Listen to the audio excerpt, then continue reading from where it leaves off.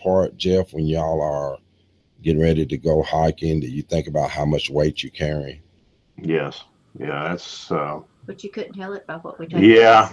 us. I like I say, I'm trying to stop carrying that big lens because I've carried it. That lens is probably good 6 years old, Right, and it just the old back is not handling it real well anymore. So right. The And the shoulder. water's heavy.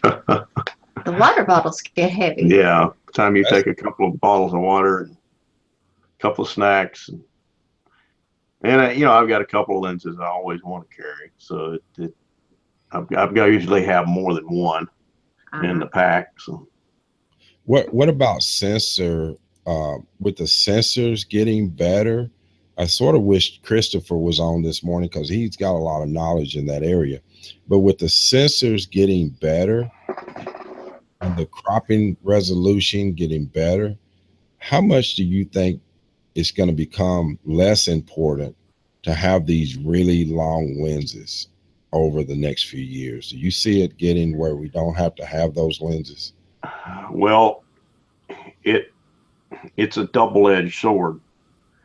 Um, the the higher megapixel the sensor, the better the quality of the lens you're going to have. So you're going to have to put more into the money. Most of the lenses right now has a resolving uh, power about you're about 24 to 36 megapixels cameras is about all you've had, and that's high because most of the lenses were designed around earlier formats of that. So so that the